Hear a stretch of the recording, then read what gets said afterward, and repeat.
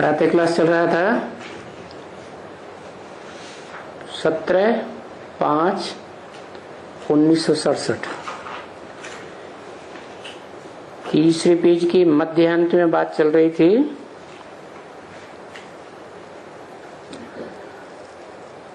जो समझने के लिए जिज्ञासु बच्चे आते हैं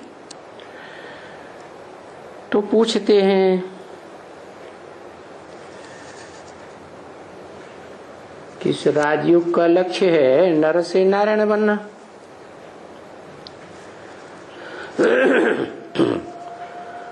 फिर जो सतयुग में नारायण बनते हैं वो त्रेता में नंबरवार राम भी बनते हैं। तो हम नारायण बनेंगे या राम बनेंगे?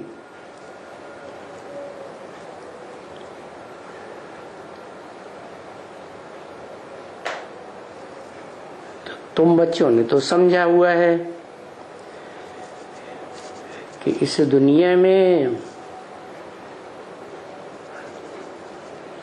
स्वर्ग भी होता है पहले, फिर नरक भी बनती है दुनिया।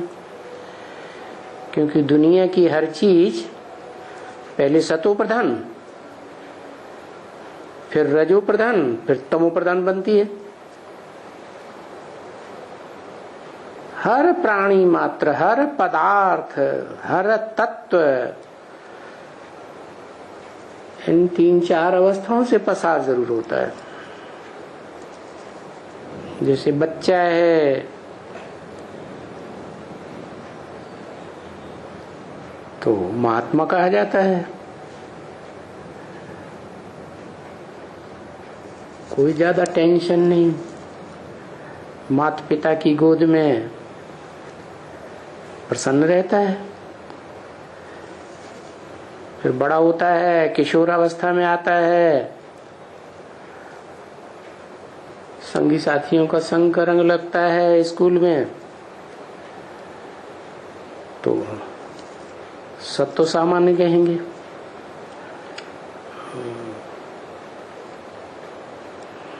वो बचपने में महात्मा था वो तो नहीं रहा, संग का रंग लगता है। फिर नौजवान होता है तो रजस, और वो रजस भी, रजोगुण भी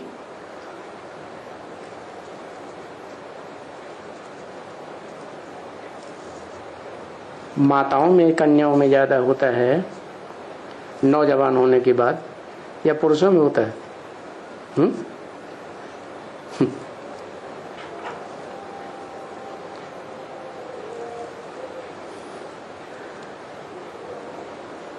रज कहते हैं प्रकृति जब रजो प्रधान बनती है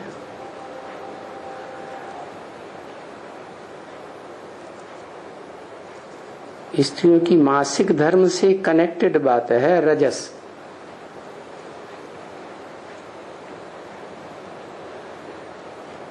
तो वो रजोगुण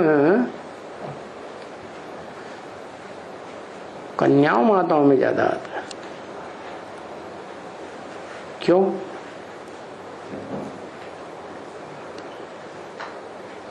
क्योंकि जब नई सृष्टि बनाने के लिए सुप्रीम सोल शिव इस सृष्टि पर आता है तो वो तो सत्व प्रधान है, परम पुरुष है ना। फिर जिसमें प्रवेश करता है वो सत्व प्रधान ही इस दुनिया में रहता है या रजो प्रधान तमो प्रधान भी बनता है? क्योंकि परम पुरुष की वो प्रकृति है, प्रकृति जिसमें प्रवेश करता है। अर्जुन के रथ में प्रवेश करता है ना, तो वो शरीर रूपी रथ रजस रजो प्रधान सृष्टि जब बनती है तो संसर्ग संपर्क में आने से प्रभावित हो जाता है। क्या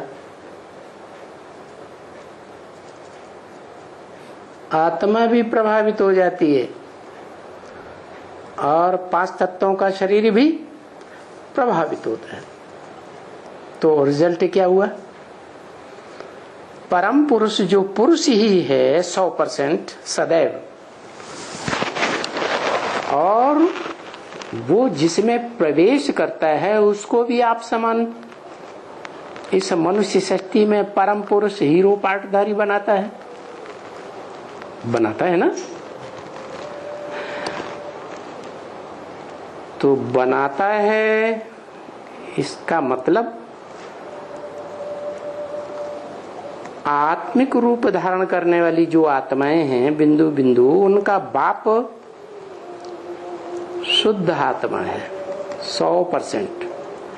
लेकिन इस सृष्टि में जब आता है तो जिसमें प्रवेश करता है वो तनधारी आत्मा, उसमें ये गुण है क्या कि रजो प्रधान के संग के रंग में आएगा तो रजो प्रधान बनेगा, और तामसी आत्माओं के संग के रंग में आएगा तो तामसी बनेगा। तो कौन बनता है? पुरुष, जिसे परम पुरुष कहा जाता है, वो बनता है, या प्रकृति जिस शरीर रूपी 5 तत्वों के संघात में प्रवेश करता है वो तमो प्रधान बनता है, रजो प्रधान बनता है। तो जिसमें प्रवेश किया, षष्ठी प्रक्रिया का ये हिसाब है। षष्ठी रची जाएगी तो जो पुरुष है नारी में प्रवेश करेगा, तन से भी मन से भी पूरी शक्ति एड़ी चोटी की लगाकर वो प्रवेश करता है, तब ही षष्ठी होती है। तो शिव भी षष्ठी पर आता है तो अपनी जो भावना प्रधान प्रकृति है, क्या कौन, जैसे शरीर है किसी मनुष्य का तो आत्मा को कहेंगे भावना प्रधान, और शरीर में तो भावना नहीं होती है तो जड़ है। तो ऐसे ही जिस तन में प्रवेश करता है वो जड़ शरीर भी है, प्रकृति है, लेकिन जड़त्व भाव वाली प्रकृति। और उस जड़त्व भाव वाली प्रकृति में जो चैतन्य आत्मा है वो भी जड़जड़ीभूत हो जाती है या नहीं? जड़जड़ीभूत हो जाती है।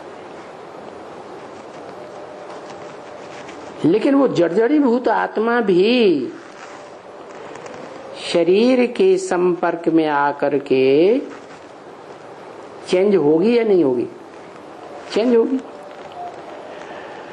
तो शरीर और आत्मा दोनों मिलकर के नाम बनता है पार्वती। ये परम पुरुष की पहले नंबर की पार्वती हो गई। परम ब्रह्म कह दो, बड़ी अम्मा।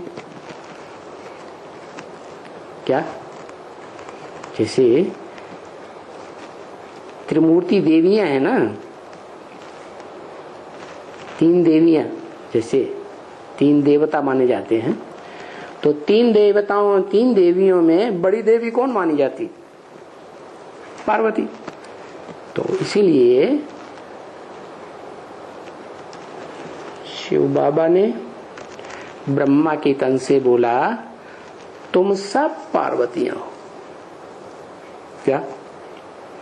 तुम सब माने तुम जितनी भी भोगी आत्माएं हो, इस षष्ठी रूपी रंगमंच पर पार्ट बजाने वाली, मैं तो अभोक्ता हूं, लेकिन तुम सब पार्वतियां हो। कैसे पार्वतियां हो? अभी तो डूबी हुई है अंधकार में, आत्मा भी डूबी हुई है, शरीर भी जड़जड़ीभूत ग्रेनाइट पत्थर जैसा बन गया। तो शिव के संग के रंग में आने से शिव जो है ना, ज्ञान का बीज डालता है ना। अहम बीज प्रदप पिता, मैं ज्ञान का बीज बोने वाला पिता हूं। तो इस षष्ठी रूपी रंगमंच पर जब आता है तो प्रकृति के संसर्ग संपर्क संबंध में आता है। क्या? प्रकृति के दो रूप, एक आत्मभाव वाली प्रकृति और एक शरीर जड़ प्रकृति। प्रजापिता में प्रवेश करता है ना, तो नाम क्या देता है? ब्रह्मा। पहला ब्रह्मा माने परम ब्रह्म। तो जो इस मनुष्य सृष्टि में परम पुरुष के लिए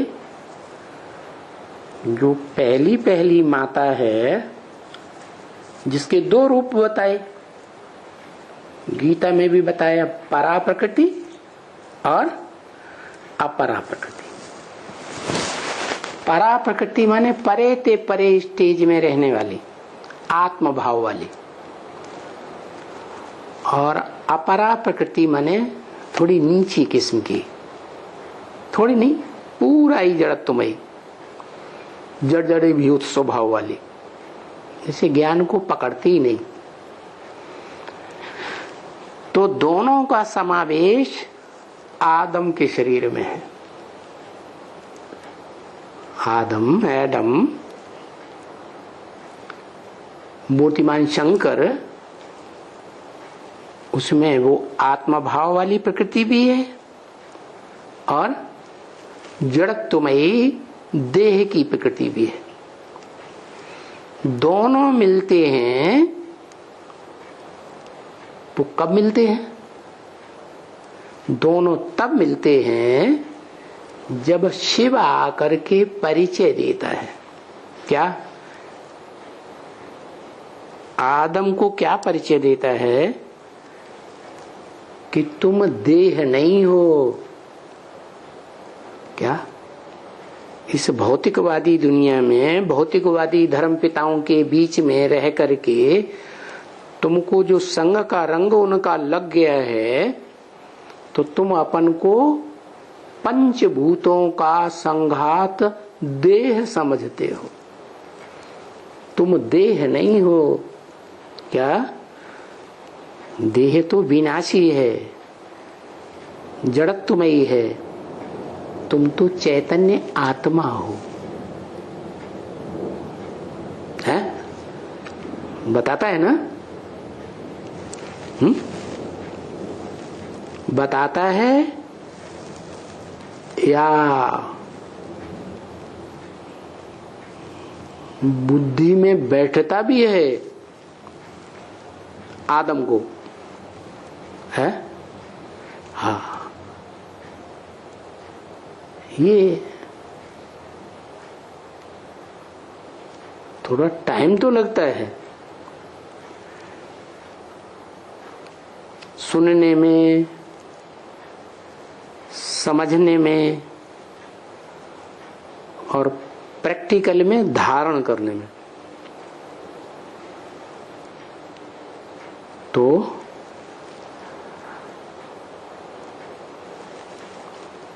वो आदम वाली आत्मा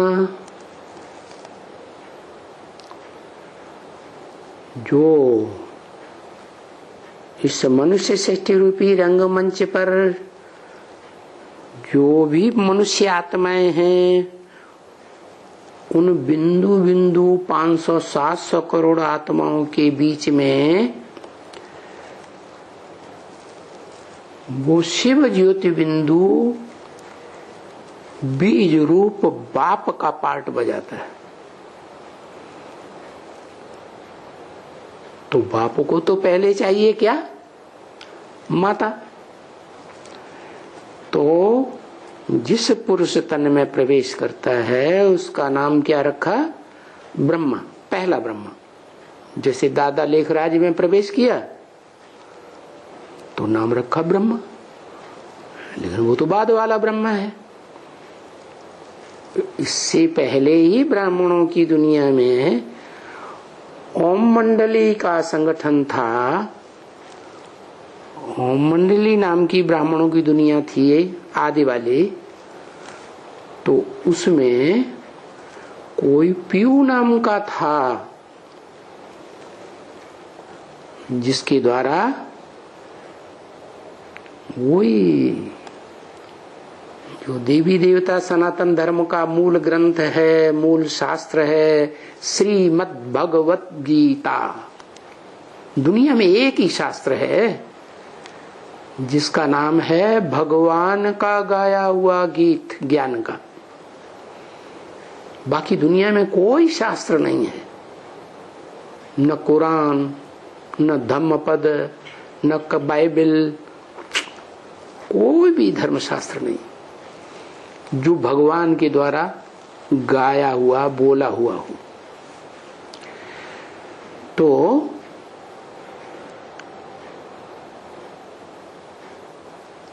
इस रुद्र ज्ञानी यज्ञ के आदि में ओम मंडली में वो जो भागीदार था सेवकराम, उसमें प्रवेश करके जो गीता के ऊपर खास भारतवासियों की आस्था रही और दुनिया में भी उसका प्रभाव ज्यादा रहा। सबसे ज्यादा अनुवाद कौन से शास्त्र का हुआ? गीता का। अनेक भाषाओं में अनेक धर्मावलंबियों ने प्रिंट कराया। तो वो ही गीता मनुष्यों की बनाई हुई जो सबसे पहला शास्त्र बना था और अव्वल नंबर शास्त्र, अव्वल नंबर धर्म। कहते हैं ना अल्लाह अव्वल दीन, दीन माने धर्म। अल्लाह ने जो अव्वल नंबर धर्म स्थापन किया था उसका धर्म शास्त्र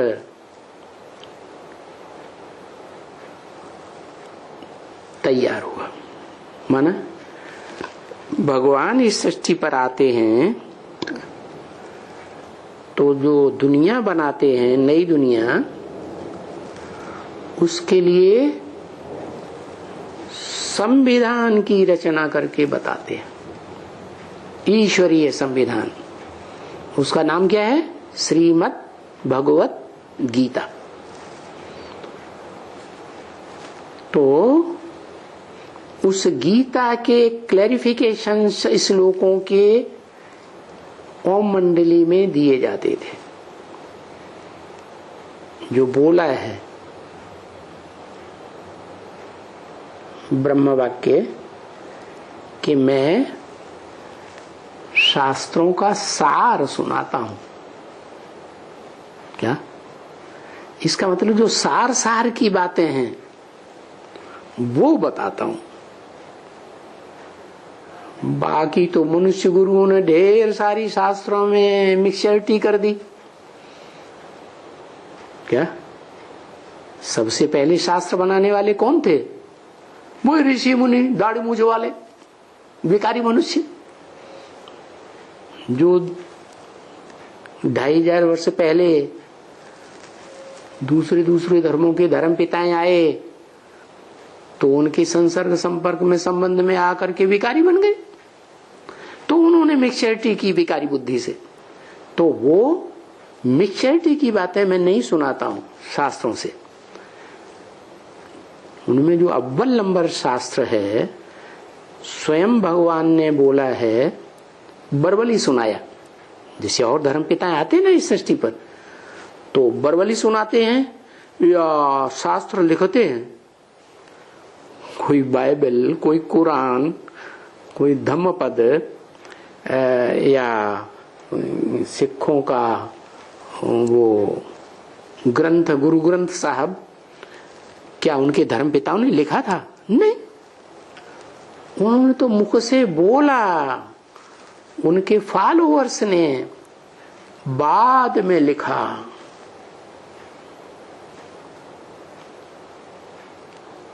और फिर बाद में शास्त्र बने। तो ऐसे ही सुप्रीम गॉड फादर शिव जब इस सृष्टि पर आते हैं तो जो ब्राह्मणों की पहली पहली दुनिया तैयार होती है ओम मंडली नाम की। ओम मंडली माने आ ऊ मा। आ माने ब्रह्मा, ऊ माने विष्णु, मा माने महेश। ये तीन मूर्तियां जहां मौजूद होती हैं इस सृष्टि रूपी रंगमंच पर, वो तीन आत्माएं सृष्टि के आदिकाल की देवता, तो उनके बीच में आकर के प्रवेश करता है। मैं जब आता हूं, क्या बोला ब्रह्म वाक्य, मैं जब आता हूं तो तीन मूर्तियों के साथ आता हूं, अकेला नहीं आता हूं। इसका मतलब हुआ कि वो शिव ने जिस त्रिनेत्री में प्रवेश किया तीसरे नेत्र के रूप में, वो तीसरा नेत्र सदा शिव कहा जाता है। उसके द्वारा जो दुनिया का मुख्य और पुराने से पुराना धर्म ग्रंथ है श्रीमद् भगवत गीता, उसमें सार स्वरूप जो श्लोक हैं और उनके जो सार रूप अर्थ हैं वो बताए। तो वो परम ब्रह्म जिसे नाम दिया वो क्या हो गई? गीता माता।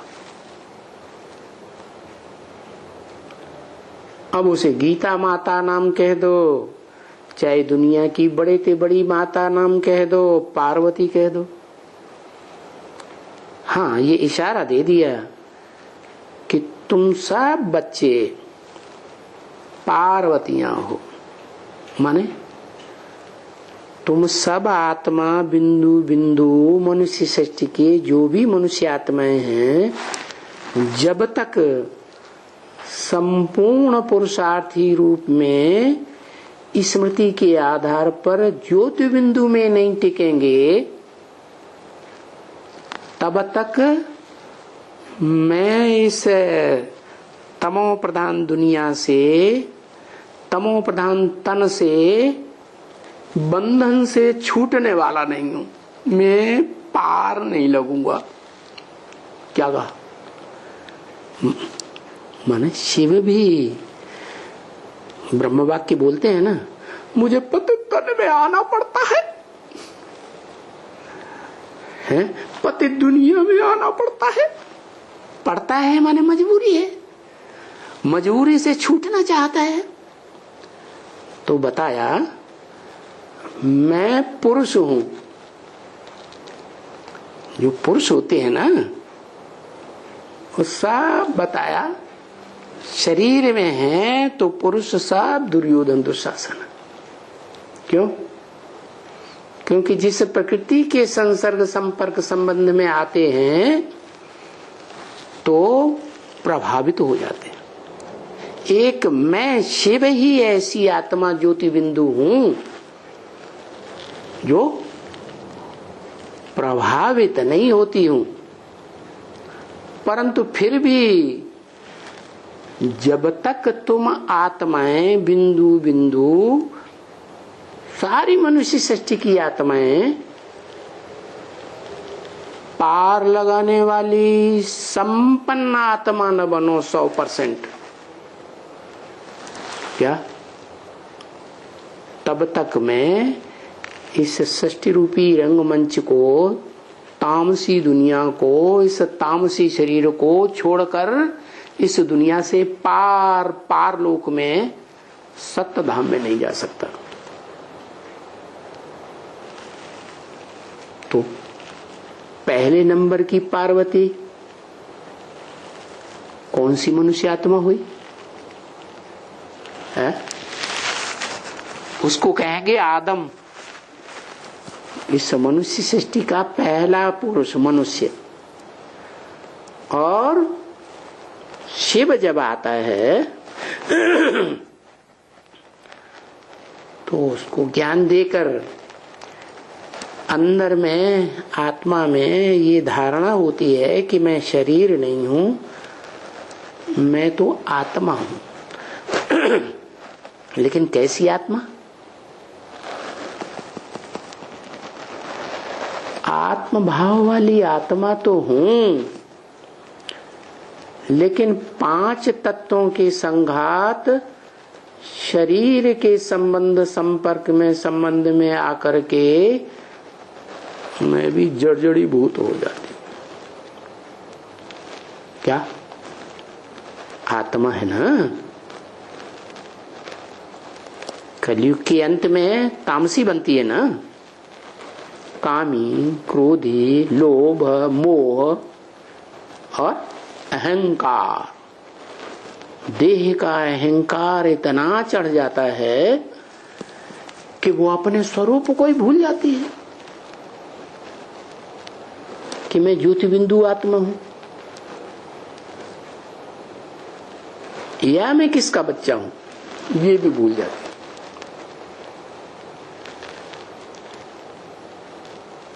तो जैसे बच्चा पैदा होता है तो पहले पहले किसको पहचानता है? मां को पहचानता है। ऐसे ही सुप्रीम सोल परम पुरुष शिव का इस मृत सृष्टि रंगमंच पर पहला बच्चा आदम, वो अपने बाप जो बीज है, आत्माओं का बाप है, उसको पहचानता है या अपने उस स्वरूप को पहचानता है जिसका नाम शिव आकर देता है परम ब्रह्म। ये संपन्न स्टेज प्राप्त करने की बात है क्या? वो शरीर भी कैसी स्टेज प्राप्त कर लेता है संपन्न होने पर? परम ब्रह्म माने बड़े से बड़ा ब्रह्म, जिसको और धर्म वाले भी मानते हैं लेकिन चैतन्य रूप में नहीं जानते। वो सिर्फ इतना जानते हैं कि जैसे गीता में लिखा है परम धाम, सूरज चांद सितारों की दुनिया से पार, जहां सूरज चांद सितारों का प्रकाश नहीं पहुंचता, वो मेरा परम धाम है। तद्धाम परमं मम, क्या न तद भासयते सूर्यो न शशांको न पावक। तो उस सत्य धाम को जैसे सिख लोग कहते हैं सत्य धाम, अंग्रेज लोग कहते हैं सुप्रीम एबोर्ड, सोल वर्ल्ड, मुसलमान कहते हैं अर्श। अल्लाह मियां अर्श में रहता है, तो वो रूहों का बाप है ना, तो रूहों की दुनिया में ही रहेगा। जहां रूहों का बाप रहता है वहां से, उस घर से वो पार्ट बजाने वाली रूहें इस सृष्टि रूपी रंगमंच पर आकर के कपड़े बदलती हैं जन्म जन्मांतर। जितने जन्म उतने कपड़े बदलती है, उतने प्रकार के पार्ट बजाती है। तो वो कपड़ा क्या है? मिट्टी ही तो है। 5 तत्वों का संघात। जो भी आत्मा इस सृष्टि रूपी रंगमंच पर सप्तधाम से उतरती है तो वो प्रकृति का ये 5 तत्वों का बना हुआ शरीर धारण करती है, फिर पार्ट बजाती है। तो जो भी उतरेगी पहले सत्व प्रधान पार्ट बजाएगी, क्योंकि दुनिया की हर चीज 4 अवस्थाओं से पसार होती है।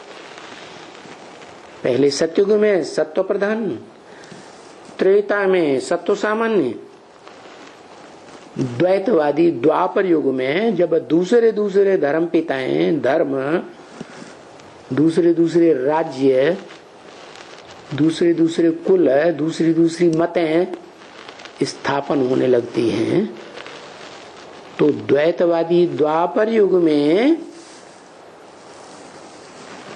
वो जो सत्युग में उतरे हुए 16 कला संपूर्ण आत्माएं थी नारायण जैसी, वो भी रजो प्रधान बन जाती। उनमें राजसी वृत्ति आ जाती है। क्यों? क्योंकि जो कोई प्रकृति का तामसी रूप है ना, दैहिक रूप,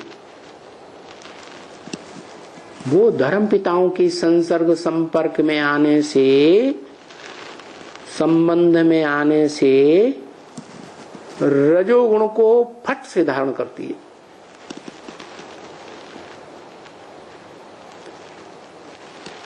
फिर जो आत्मभाव वाली प्रकृति है वो भी तो प्रकृति ही है ना। क्या? परम पुरुष शिव की इस सृष्टि पर पहले पहले प्रकृति के 2 रूप बताए ना गीता में, परा प्रकृति आत्मभाव वाली और अपरा प्रकृति जड़त्व भाव वाली, पृथ्वी जलवायु अग्नि आकाश। दोनों का जब मेल होता है तो पार्टधारी आत्मा पार्ट बजाती है। क्या? तो वो जो पार्वती कही जाती है, पार लगाने वाली, वो परम पुरुष को भी पार लगाने वाली है इस दुनिया में। वो कौन है? है? वो ही अव्वल नंबर आत्मा, हीरो पार्टधारी आदम, जिसे हिंदुओं में कहते हैं शंकर, जिसका नाम शिव के साथ जोड़ा जाता है। क्या? शिव के साथ माता होनी चाहिए ना। तो इस सृष्टि पर आता है तो उस परम ब्रह्म को बड़ी माता के रूप में संपन्न स्टेज में प्रैक्टिकल पार्टधारी बनाता है। और वो प्रैक्टिकल पार्टधारी शरीर में संसर्ग संपर्क संबंध में आती है आदम के, तो नई दुनिया की जो ऊंचे ते ऊंची फीमेल पार्टधारी है वो प्रत्यक्ष हो जाती है पार्वती के रूप में। तो अब ये बताना है कि सृष्टि रूपी रंगमंच पर वो आत्मा कौन है जो अव्वल नंबर की पार्वती है। वो ही आदम। और आदम का जो शरीर है वो अपरा प्रकृति है। वो अपरा प्रकृति भी सुप्रीम सोल बाप शिव उसमें प्रवेश करता है तो वो भी सात्विक बनती है या नहीं बनती है? बाप समान सात्विक नहीं बनेगी, क्योंकि बाप तो चैतन्य आत्मा है। लेकिन बाप जिस घर में रहता है, घर तो आत्मा नहीं है ना, रहने का स्थान है ना। तो आत्माओं के रहने का स्थान जैसे सत्यधाम है, ऐसे ही शिव जिस शरीर में प्रवेश करता है उसको सात्विक बना देता है। कितना सात्विक? जैसे परमधाम सत्य है, सत्यधाम, क्या ब्रह्मलोक उसे कहते हैं, अव्वल नंबर का ब्रह्मलोक। तुरीया तत्व है क्या? फिर वो शरीर जिसमें सुप्रीम सोल प्रवेश करता है, संग के रंग से सत्य बना देता है। लेकिन सत्य तो बनाता है, लेकिन जिसमें वो रहता है उसे उसका घर कहेंगे कि नहीं कहेंगे? तो आदम का जो शरीर है, अर्जुन का रथ है, वो उसका घर हो गया।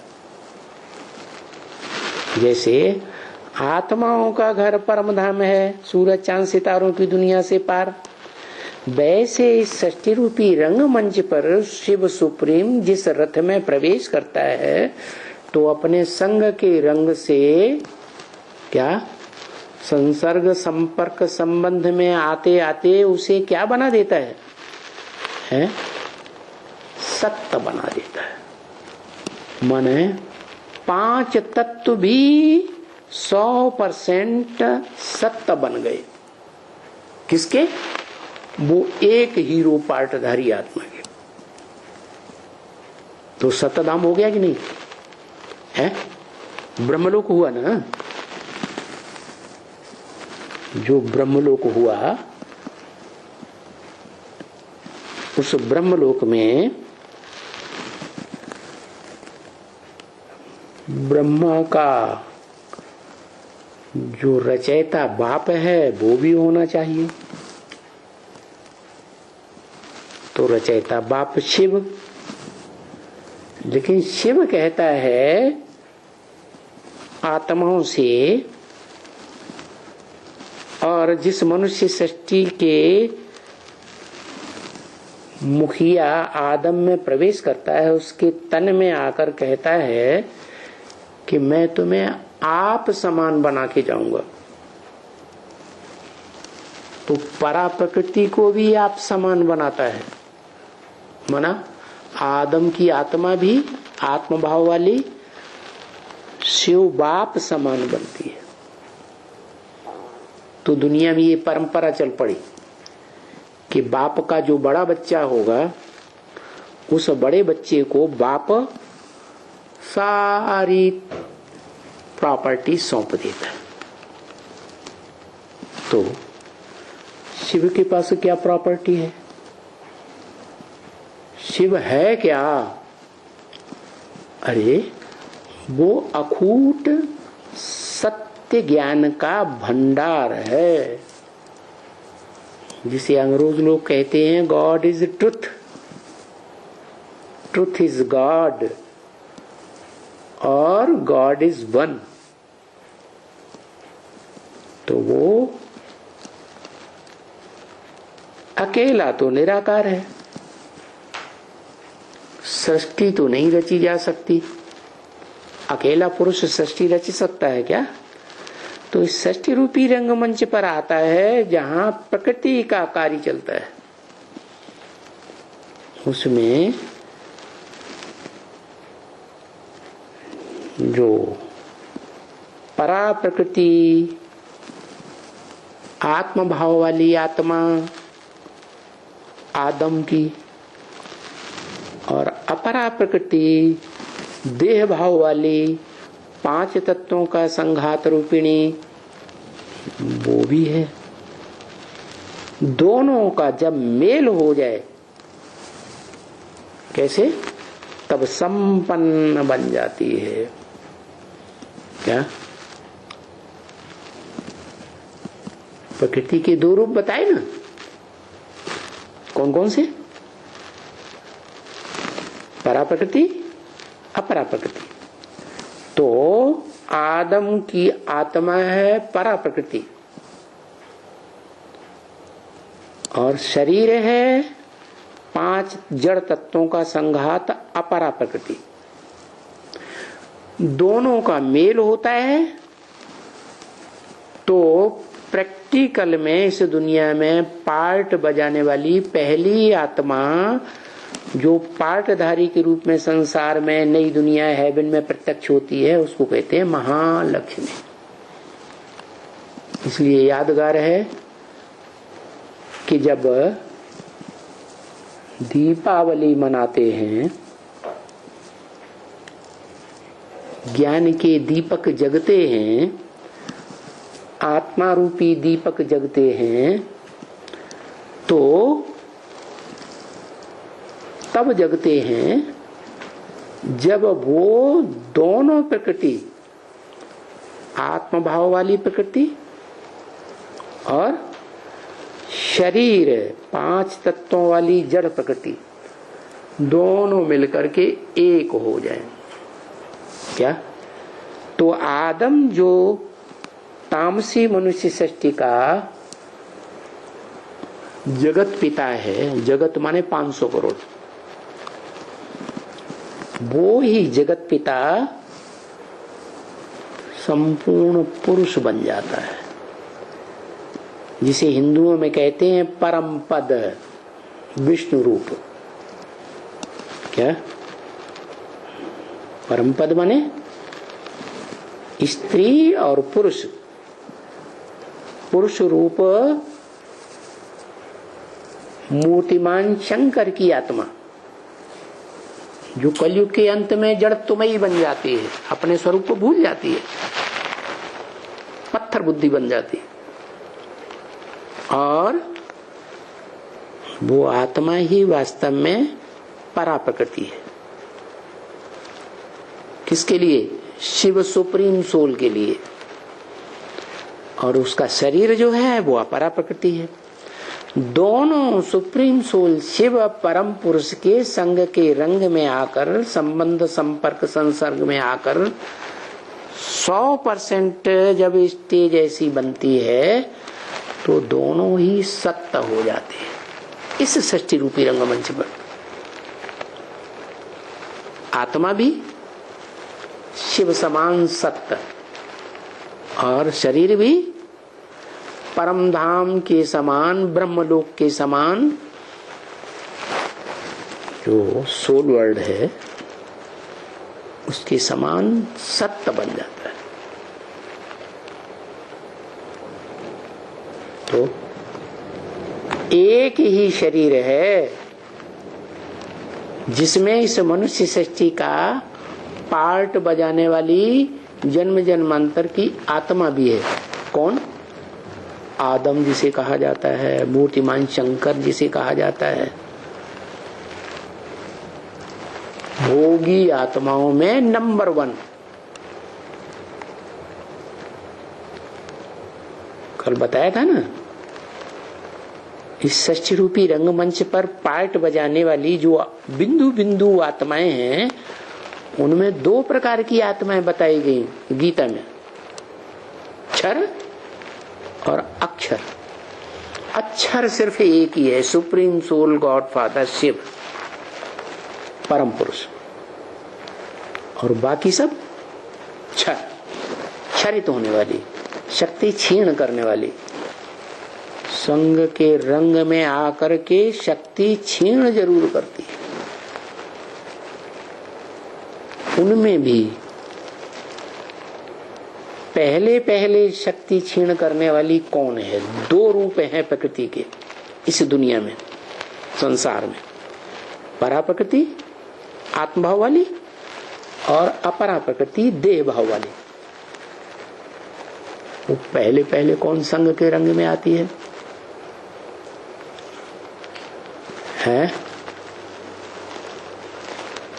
अपरा प्रकृति है। क्या?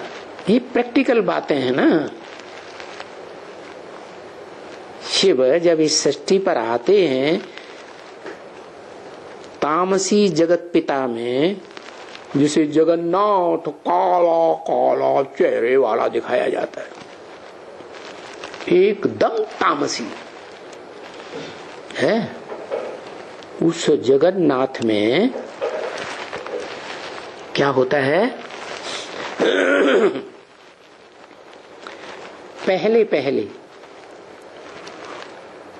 मंदिर में यादगार देखने जाओ, जगन्नाथ को नहीं दिखाते हैं। क्या किसको दिखाते हैं?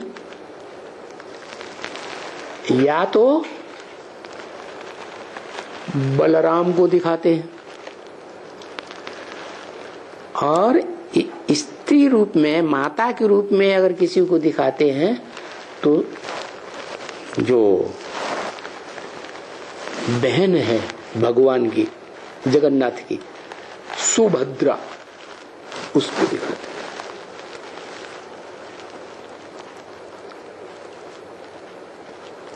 बाकी जगन्नाथ नहीं, काले मोहड़े वाली महाकाली, काली भुजंग, उसको नहीं दिखाते।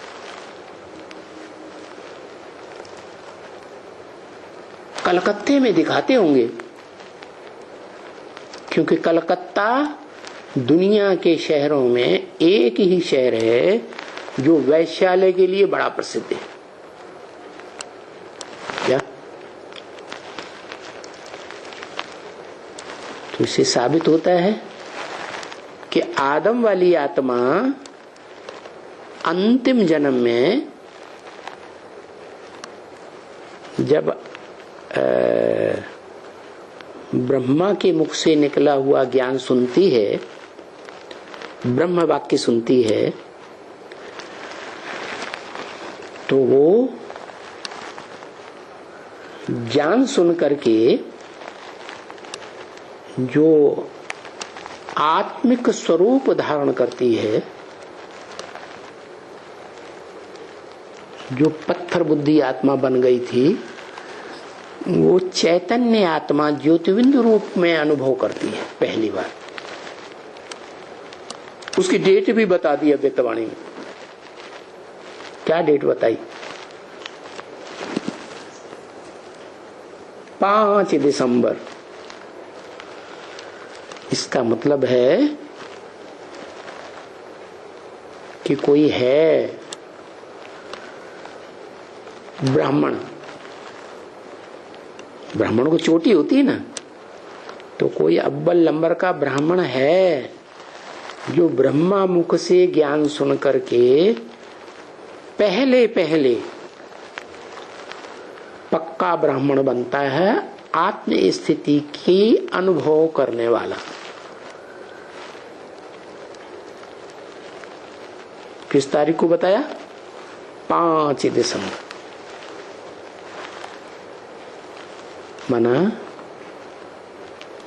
ब्रह्मा का जो प्रैक्टिकल पार्ट है शरीर से, वो 18 जनवरी सन 69 को खलास हो गया,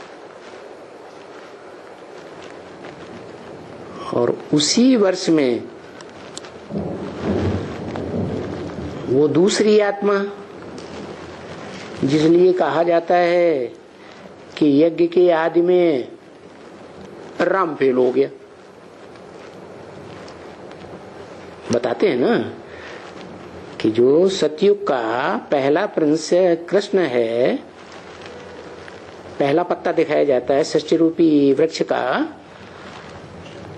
वो कृष्ण वाली आत्मा संगम युगी शूटिंग पीरियड में वेदवाणी उच्चारण करने वाला ब्रह्मा बनती है। उसके मुख से वेदवाणी निकलती है, और उस वेदवाणी का संपूर्ण ज्ञाता जो बनता है ब्राह्मणों में, वो बच्चा बताया 5 दिसंबर को आत्मिक स्थिति की संपूर्णता को पहले पहले अनुभव करता है। बिंदु आत्मा, बिंदु बिंदु जो मनुष्य आत्माएं सृष्टि रूपी रंगमंच पर हैं,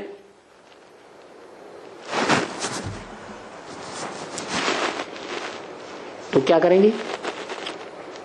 पहले अपने स्वरूप को पहचानेगी ना। जो पहचानेगा सो स्वरूप में टिकेगा, पहचानेगा ही नहीं तो टिकेगा कैसे?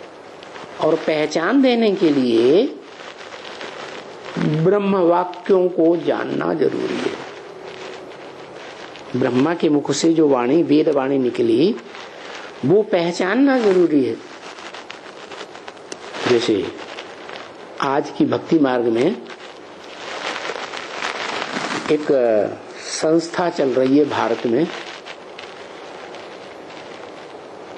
उसका नाम है गायत्री परिवार। क्या? त्रि का गायन करने वाली 3 देवियां, तो 3 देवता भी होंगे। तो वो गायत्री परिवार में आज के भक्ति मार्ग में, जबकि दुनिया में कोई भी वेदों को पढ़ता नहीं, कोई भी वेदों को सुनता नहीं, वेद की वैदिक भाषा कोई बोलता नहीं, और उस गायत्री परिवार में एक ही आत्मा निकली। गायत्री परिवार का मुखिया रामचंद्र। क्या? कृष्णचंद्र नहीं, क्या? रामचंद्र। मान यज्ञ के आदि में जो आत्मा फेल हो गई थी, क्या बताया ना, पूछा जिज्ञासु ने, हम नारायण बनेंगे कि राम बनेंगे, क्या बने हम? तो बताया कि पहले हर आत्मा सात्विक बनती है, फिर बाद में नीचे गिरती है तो कलाएं कम हो जाती हैं, तो 14 कला राम बनती है। ऐसे ही तुम्हारा पार्ट भी है, ऐसे ही धर्म पिताओं का भी पार्ट है। जब आत्मलोक से धर्म पिताओं की आत्माएं उतरती हैं परम धाम से, तो सत्व प्रधान पार्ट बजाती हैं। बाद में इस प्रकृति के संग के रंग में आते आते सतो प्रधान, सतो सामान्य, रजो और तमो पार्ट हो जाती है। तो यहाँ भी ऐसे ही है। वो राम वाली आत्मा जो यज्ञ के आदि में थी, सेवक राम जिसे कहा गया, क्या नाम दिया? सेवक राम। क्या मतलब हुआ? है विश्व की सेवा करने वाला राम। उसके जीवन का लक्ष्य क्या है? विश्व की सेवा करना। जो बच्चे होते हैं ना, फॉलोअर सच्चे अर्थों में, वो बाप को फॉलो करते हैं ना, कहते हैं ना फॉलो फादर। तो शिव सुप्रीम सोल इस सृष्टि पर आता है तो ब्रह्म वाक्य में क्या बोलता है? बच्चे, आई एम योर क्या?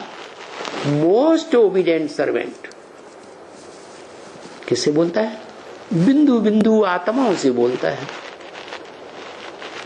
कि इस दुनिया में तुम्हारा मोस्ट ओबीडिएंट सर्वेंट मेरे सिवाय और कोई नहीं हो सकता। तो उसका बड़ा बच्चा कौन? सुप्रीम सोल ने ये वाक्य बोला। उस सुप्रीम सोल का बड़ा बच्चा कौन? आदम। वही आदम वाली आत्मा यज्ञ के आदि में, जिसको सेवक राम नाम दिया, नाम मिला था। हाँ, शिव ने आकर के नाम दिया परम ब्रह्म, है ना। तो वही आत्मा जब फेल हो जाती है ओम मंडली में, तो अगला जन्म लेकर के राम के नाम से प्रत्यक्ष होती है। क्या? नारायण को छत्र छायाधारी नहीं दिखाते हैं, राम को छत्र छाया दिखाते हैं।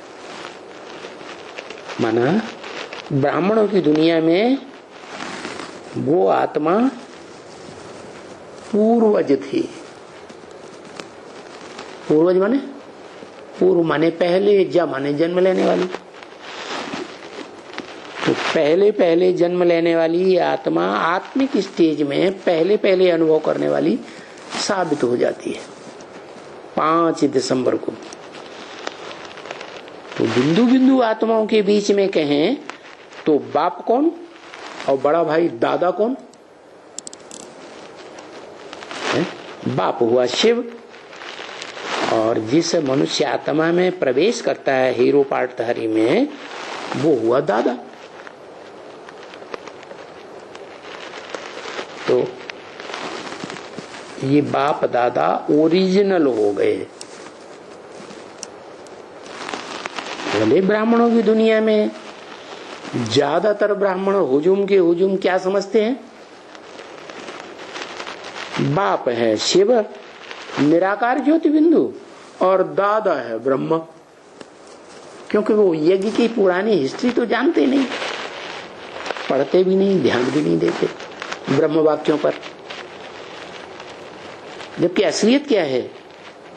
ब्रह्मा के जो वाक्य हैं, मुरली जिन्हें कहा जाता है, उनकी गहराई को जो पढ़ने वाले होंगे वो ही इस रहस्य को समझेंगे कि ये परंपरा चालू किसने की, कि बाप अपने बड़े बच्चे को सारी पावर देता है।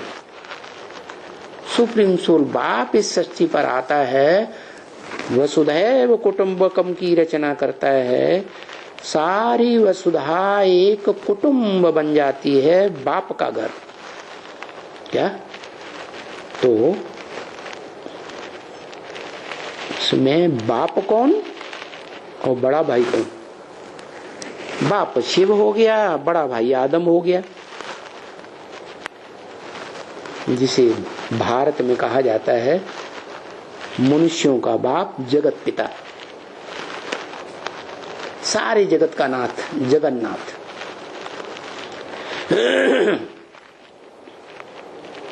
ये बात बाद में बताएंगे कि सुभद्रा कौन और वो बलभद्र कौन, थोड़ा बता देते हैं। सु माने सुंदर और भद्रा माने कल्याणकारिणी। क्या?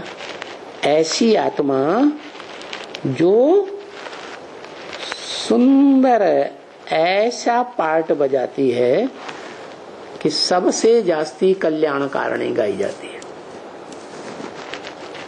और सृष्टि का बड़े से बड़ा कल्याण करने वाली प्रैक्टिकल में कौन होगी? दुनिया के सारे कार्य काहे से होते हैं? प्योरिटी से होते हैं। तो उस पवित्रता को जिसने जीवन में, ब्राह्मण जीवन में सबसे जास्ती धारण किया, माने परा प्रकृति जो कही गई है उससे भी जास्ती धारण किया, और अपरा प्रकृति कही गई उससे भी जास्ती धारण किया। इसलिए उसका नाम है योगिनी। ब्राह्मणों की दुनिया में बाबा ने ही नाम दिया। तो वो ही सुभद्रा है। ब्राह्मणों की जब दुनिया रची जाती है तो उस दुनिया में वो सुंदर से सुंदर कल्याणकारी आत्मा है। क्या? तो वो साथ में दिखाई जाती है जगन्नाथ की। है काला कलूटा मोहड़े वाला, लेकिन ब्राह्मण जीवन में साथ किसका दिखाया गया? सुभद्रा। और तीसरी आत्मा दिखाई जाती है बलभद्र, जिसे रामायण में कहते हैं लक्ष्मण। शास्त्रों में दिखाते हैं दोनों ही कौन से सर्प के अवतार?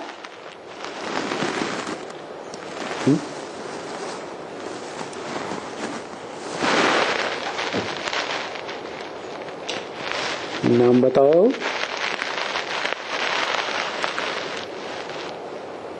शेषनाग। बलभद्र को भी शेषनाग का अवतार दिखाते हैं और लक्ष्मण को भी शेषनाग का अवतार दिखाते हैं। तो ये कौन है? ये वही है जो धरणी को अपने फन के ऊपर धारण करता है, टिकाता है।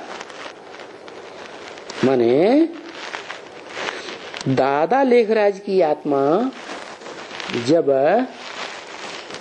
वेदवाणी चलाने वाला ब्रह्मा साबित होता है तो वही आत्मा परा प्रकृति और अपरा प्रकृति माने धरणी, क्या धरणी को धारण करता है। धरणी के दो रूप हैं, एक है आत्म भाव वाली धरणी जिसे कहते हैं भारत माता, और दूसरी है देह भाव वाली देह अहंकारियों की धरणी, विदेशी धरणी, विदेशों की, विदेशी धर्मपिताओं की। जहां विदेशियों का प्रभाव ज्यादा है, विदेशी धर्मपिताओं को फॉलो करने वालों का प्रभाव ज्यादा है, तो वो सारी धरणी कही जाती है पृथ्वी।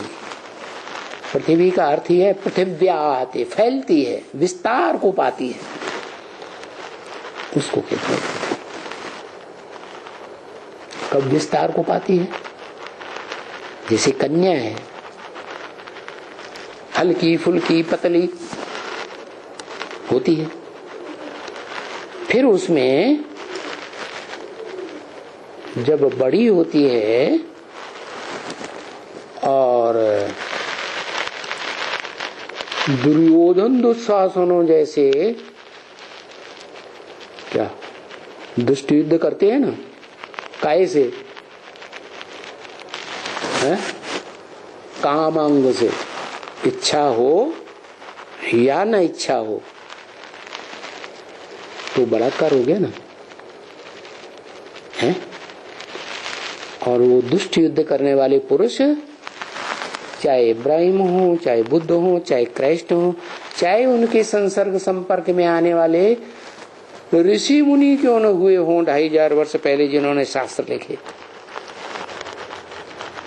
और चाहे वो आदम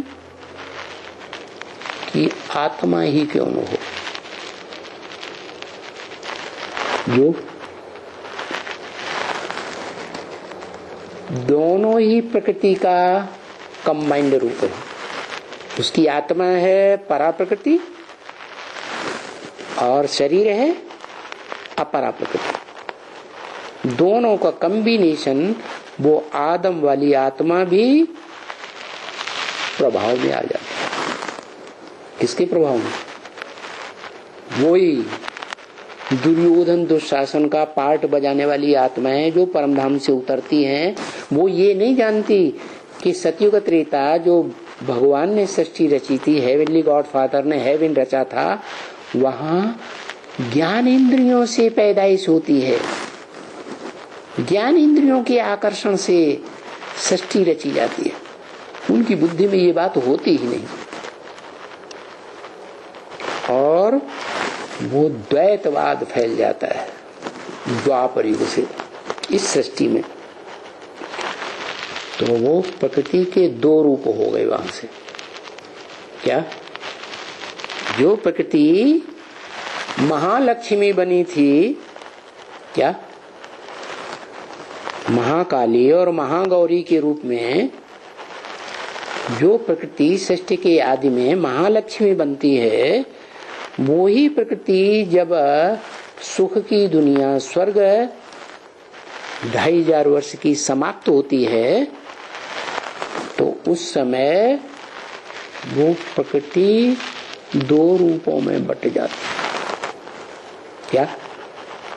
सृष्टि के आदि काल में, सतयुग में, जो अपरा प्रकृति देह भाव वाली थी, वो परा प्रकृति के कंट्रोल में थी। नहीं समझ में आया? माने देव आत्माएं आत्म की स्थिति में रहते थे और देह का प्रभाव उनके ऊपर नहीं होता। देह के अंगों का, कर्मेंद्रियों का तो प्रभाव बिल्कुल ही नहीं होता। वो ही द्वैतवादी धर्म पिताएं जब आए, पावरफुल आत्माएं परम धाम से, सात्विक धाम से उतरती है ना, तो सात्विक आत्माएं उतरेंगी, पावरफुल होंगी ना, लेकिन उनकी बुद्धि में ये बात तो है ही नहीं कि ज्ञान इंद्रियों से भी सृष्टि रची जाती है, ज्ञान इंद्रियों के आकर्षण से। तो वो तो जन्म जन्मांतर जब भी सृष्टि रूपी रंगमंच पर आते हैं तो कामेंद्रिय से ही संसार की रचना रचने की प्रवृत्ति को चलाते हैं और उनके प्रभाव में वो परम ब्रह्म जो था, क्या? आदम वाली आत्मा, जो परम पुरुष की माता है, प्रकृति रूपिणी माता, वो प्रभाव में आ जाती। उसको कहते हैं भारत माता। ये भारत माताओं का विशेष गुण है, क्या? सुनी सुनाई बातों के प्रभाव में आ जाना। द्वापर के आदि में भी ऐसे ही होता है। और ये द्वैतवादी सृष्टि का जब अंत होता है कलयुग के अंत में, कल्पांत काल में, तो भी दुनिया की जितने भी गवर्नमेंट्स हैं, क्या? वो सारी की सारी नंबरवार मीडिया से प्रभावित होने वाली बन जाती, सुनी सुनाई बातों पर विश्वास करने वाली। अभी प्रैक्टिकल में ब्राह्मणों की दुनिया में देख लो,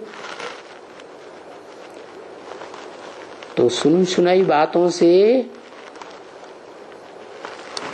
जब कोई भी सरकार, गवर्नमेंट के सारे विभाग प्रभावित होने लगे तो समझ लो क्या, अब इस दुनिया का अंत है। नहीं तो होना क्या चाहिए? ज्ञान जिसे कहा जाता है, जानकारी, सत्य को ही जानकारी कहेंगे। असत्य की जानकारी जानकारी थोड़े ही है वास्तव में। सत्य तो सदा टिकने वाली चीज है ना। तो सत्य ज्ञान एक से आता है, क्या? एक शिव है, सुप्रीम सोल गॉड फादर, जो जन्म मरण के चक्र में नहीं आता, इस सृष्टि में गर्भ से जन्म नहीं लेता, इसलिए वो कभी किसी के प्रभाव में नहीं आता। बाकी सृष्टि रूपी रंगमंच पर जो भी मनुष्य आत्माएं हैं, भोगी, चाहे देवताओं के रूप में हो, चाहे मनुष्यों के रूप में हो, ऋषियों मुनियों के रूप में हो, मनुष्यों के रूप में हो, वो सब भोगी हैं। क्या? स्त्री पुरुष के रूप में जहां कहीं भी जन्म लेती हैं तो भोग वासना छोड़ नहीं सकती। इंद्रियों का भोग उन्हें चाहिए ही चाहिए। क्या? एक ही आत्मा ऐसी है इस सृष्टि रूपी रंगमंच पर, हीरो पार्टधारी आदम या मूर्तिमान शंकर, जिसमें शिव परमानेंटली प्रवेश करता है और उसको आप समान बनाता है। क्या? तो जब बाप समान वो बनता है वो प्रैक्टिकल में हेवन बनाने का निमित्त बन जाता है। क्योंकि शिव तो ज्ञान की थ्योरी सुनाने वाला है। क्या ज्ञान का अखूट भंडार है ना? थ्योरी है या प्रैक्टिकल? थ्योरी है। जब इस षष्ठी रूपी रंगमंच पर आता है, प्रकृति के अव्वल नंबर पुतले के संसर्ग संपर्क में आता है परमानेंटली, तो क्या प्रभावित होता है? नहीं प्रभावित होता, लेकिन जिसमें प्रवेश करता है वो प्रभावित हो जाती है। फिर भी शिव उसे आप समान बनाकर ही जाता है। शिव जैसे निराकारी, निर्विकारी, निरहंकारी है, अभुक्ता है, क्या अजन्मा है, असोचता है, ऐसे ही उसको संपूर्ण योगी की स्टेज में स्थिर करके जाता है। जो गीता में लिखा है, नहीं असन्यस्त संकल्पो योगी भवति कश्चन। जिसने संकल्पों का पूरा त्याग नहीं किया है वो योगी कैसे हो सकता है? क्या? तो इस मनुष्य षष्ठी रूपी रंगमंच पर एक ही आत्मा आदम है जो शिव के बताए हुए रास्ते पर चलकर संपूर्ण योगी बनती है। माना ज्योति बिंदु आत्मा, नो संकल्प एट ऑल, कोई इंद्रियों के प्रभाव से प्रभावित नहीं, देह के संसर्ग संपर्क में आएगी संपन्न होने के बाद, तो भी उसको संग का रंग नहीं लगेगा, क्योंकि निराकारी स्टेज में है।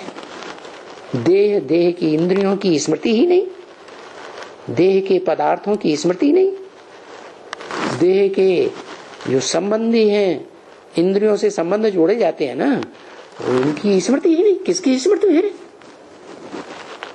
एक ज्योति बिंदु शिव।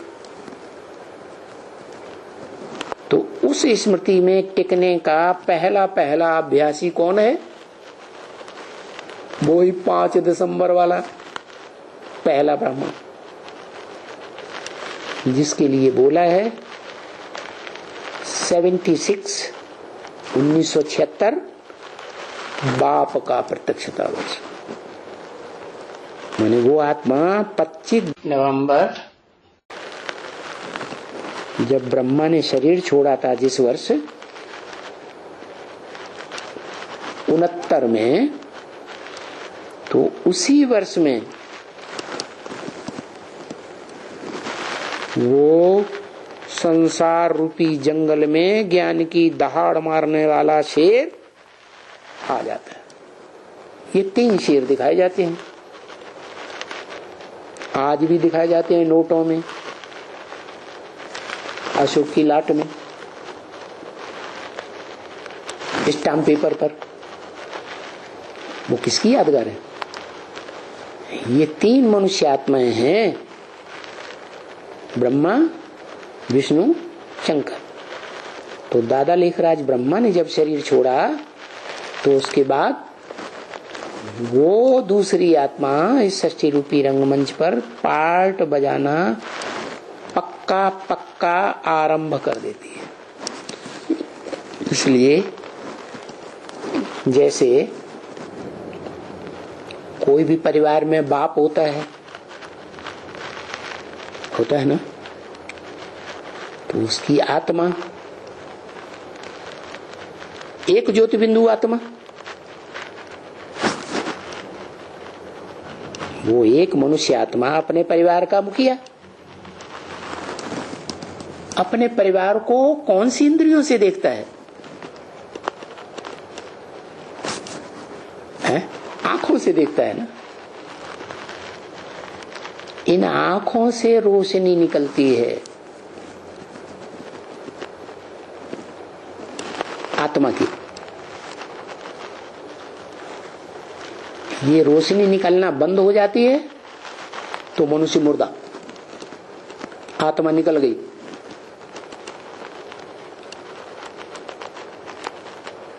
तो ऐसे ही है इस सृष्टि रूपी रंगमंच का जो डायरेक्टर शिव है, पर्दे के पीछे सदैव रह करके पार्ट बजाने वाला, किसी की आंखों से दिखाई नहीं पड़ता, तो उसके दो आंखें हैं इस सृष्टि रूपी रंगमंच में, राम और कृष्ण। एक राइटियस आंख जो ज्ञान की दृष्टि से सत्य ही देखती है और असत्य भी देखती है, सत्य असत्य की निर्णायक है। और एक आंख ऐसी है लेफ्टिस्ट, जो अपने ब्राह्मण परिवार में, ब्राह्मणों के संसार में जो संपूर्ण सत्य है उसे देख ही नहीं पाती। अरे संपूर्ण सत्य की बात छोड़ो, उसके जो भी सहयोगी बच्चे हैं जिन्हें रुद्रमाला कहा जाता है, महारुद्र के बच्चे, उनको भी नहीं पहचान पाती।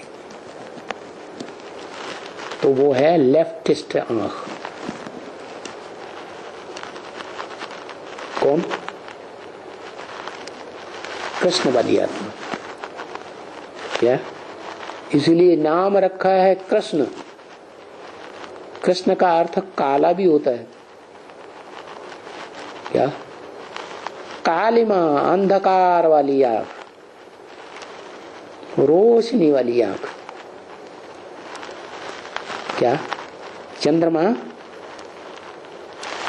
रात का स्वामी है या दिन का स्वामी है? रा का पति कहा जाता है। तो दादा लेखराज ब्रह्मा का पार्ट चंद्रमा का है। क्या? वो चंद्रमा कृष्ण पक्ष में भी काला, और फिर जब संपूर्ण बनता है तो गोरा।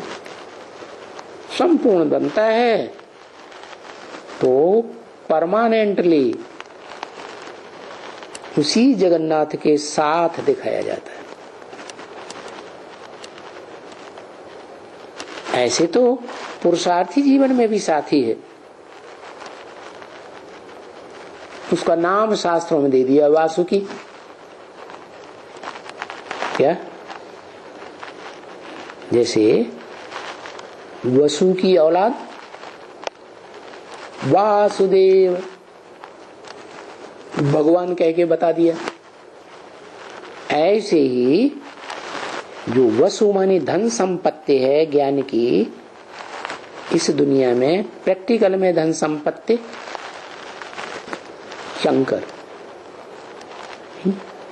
उसका बच्चा बनता है सृष्टि रूपी रंगमंच पर, पहला पत्ता।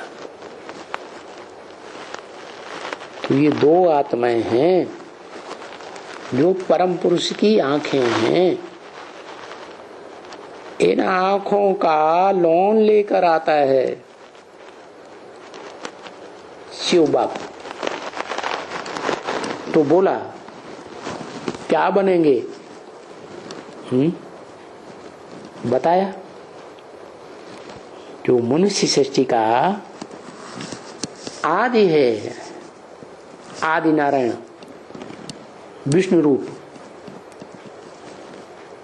वो जो और आत्माओं के मुकाबले इस सृष्टि रूपी रंगमंच पर जन्म जन्मांतर धीमी गति से नीचे गिरता है।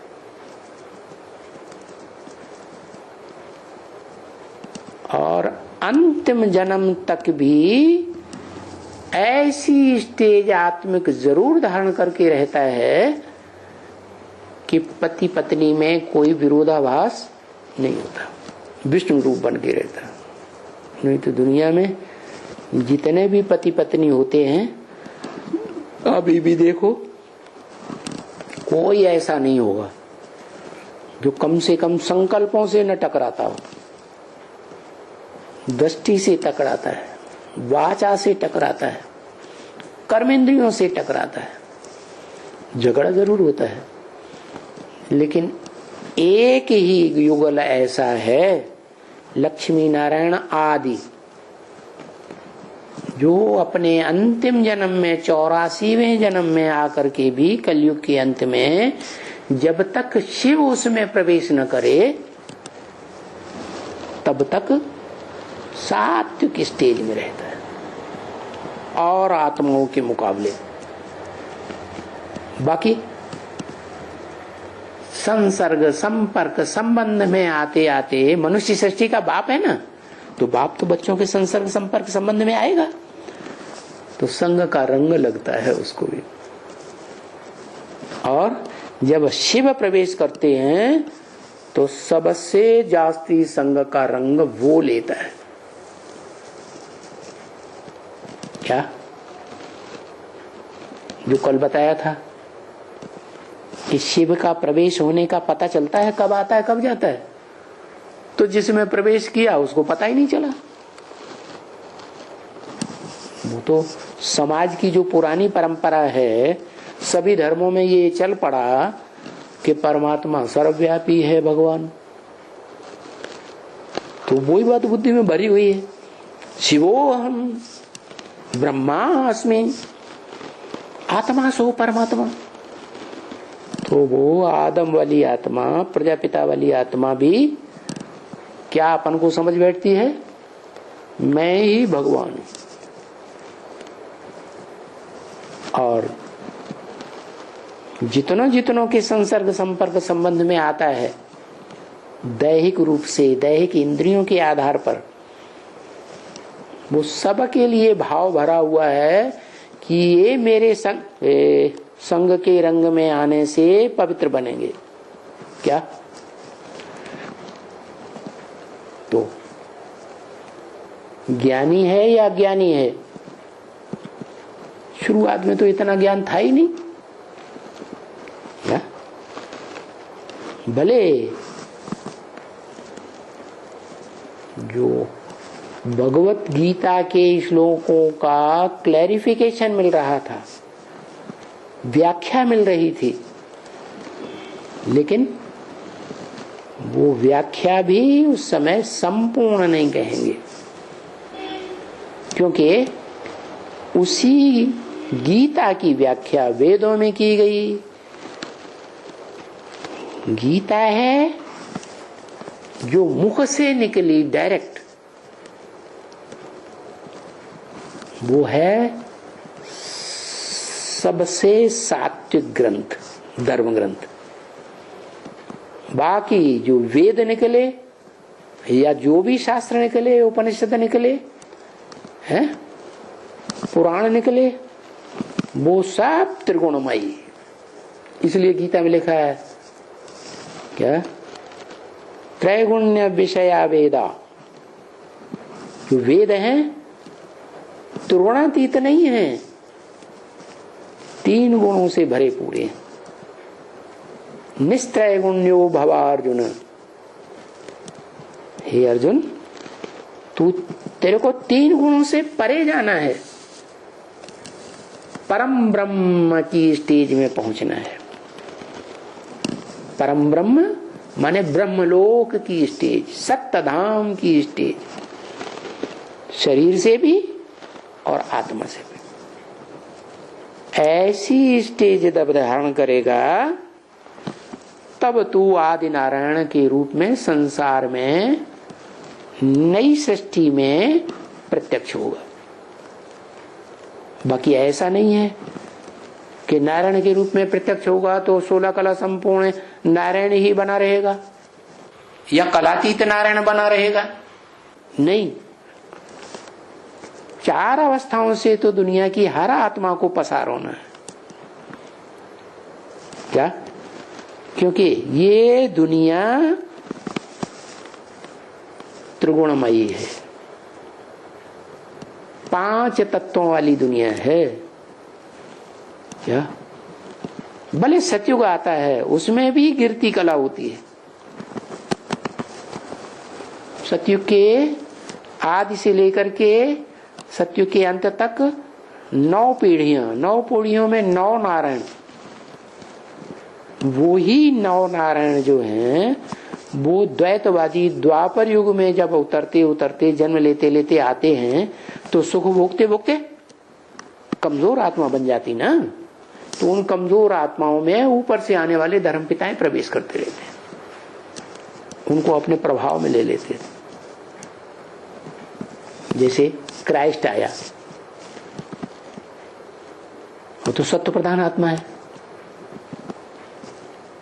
जब आती है तो उस समय जो पार्ट बजाती है आत्मा, उस समय विकार की प्रवृत्ति नहीं थी उस आत्मा में, लेकिन जिसमें प्रवेश करती है जिस में, वो तो पुरानी आत्मा है ना, पहले से जन्म मरण के चक्र में आती आती नीचे गिरती हुई है ना, तो वो विकारी बनती है, पहले पहले विकृति में आती है। तो ये जितने भी देहधारी धर्म पिताओं के धर्म हैं वो सभी विकृत होने वाले हैं, और ये सभी धर्म की आत्माएं, मनुष्य आत्माएं ब्रह्मा की संतान है। किसकी औलाद? ब्रह्मा की औलाद। वो परम ब्रह्मा आदम वाली आत्मा भी जब ब्रह्मा के परिवार में आकर के ब्राह्मण बनती है, तब ही पहला ब्राह्मण बनती है, आत्मिक स्थिति अनुभव करने वाली पहली ब्राह्मण। तो देखो कैसा ड्रामा बना हुआ है। इस षष्ठी रूपी रंगमंच पर जितने भी भोगी आत्माएं हैं, चाहे आदम हो, चाहे 500 करोड़ भी आत्मा मनुष्य आत्मा हो, सब भोगी होने के कारण संग के रंग में नीचे गिरती है। तो ये जो प्रश्न पैदा होता है, क्या बनेंगे? 16 कला संपूर्ण नारायण बनेंगे कि 14 कला संपूर्ण राम बनेंगे? अरे जो भी बनेंगे ऊंचते ऊंच, उनको नीचे जरूर तामसी स्टेज दुनिया की बनेगी कलयुग में, तो कलाहीन जरूर बनेंगे। समझा? डायनेस्टी में जो जाएंगे पीढ़ी दर पीढ़ी, तो 14 कला संपूर्ण राम भी बनेंगे। फिर द्वापर युग में 8 कला से नीचे भी बनेंगे, कलयुग में कलाहीन भी बनेंगे। तो जरूर पहले तो हमको सूर्यवंशी में जाना पड़े। क्या कहा? हमको किसने कहा? हमको माने किसने कहा? हमको शिव को तो जाना नहीं पड़े। शिव ने तो ये वाक्य नहीं बोला कि हमको सूर्यवंशी में पहले पहले जाना पड़े। जरूर ब्रह्मा की आत्मा ने इंटरफियर करके बोला। क्या? कहां जाना पड़े? ज्ञान सूर्य का जिसको टाइटल मिलता है उसका बच्चा बनना पड़े। असली ज्ञान सूर्य तो शिव। जैसे सूर्य किसी के प्रभाव में नहीं आता, क्या कोई में आसक्त होता है? कोई के प्रभाव से प्रभावित नहीं, अपने प्रभाव से प्रभावित करेगा, लेकिन खुद किसी से प्रभावित नहीं होता। वो तो जड़ सूर्य है। ऐसे ही जो ज्ञान सूर्य है, इस षष्ठी रूपी रंगमंच पर चैतन्य पार्ट बजाने वाली आत्मा, वो इस षष्ठी रूपी रंगमंच पर असली ज्ञान सूर्य है, जो कभी किसी के प्रभाव में नहीं आता। लेकिन उसका विरुद्ध है, मैं जब आता हूं तो जिसमें परमानेंटली प्रवेश करता हूं उसको आप समान बना कर जाता हूं। माना वो सच रूपी रंगमंच पर सूर्य बन के संसार में प्रत्यक्ष होता है। किस आत्मा के द्वारा? कृष्ण उर्फ ब्रह्मा वाली, दादा लेखराज वाली आत्मा के द्वारा नहीं। वो ही राम वाली आत्मा जो शंकर के रूप में पार्ट बजाती है, वो ही क्या लक्ष्मी नारायण का कंबाइंड रूप बनती है। आदि नारायण वो अतीन्द्रिय सुख लेने वाला नारायण, इंद्रियों से भी परे की स्टेज वाला, इंद्रियों से प्रभावित होने वाला नहीं, ऐसा सूर्य। लेकिन उसका बच्चा तो नीचे होगा ना, है? कैसे नीचे? दूसरी पीढ़ी है तो नीचे उतरेगी ना। कैसे नीचे?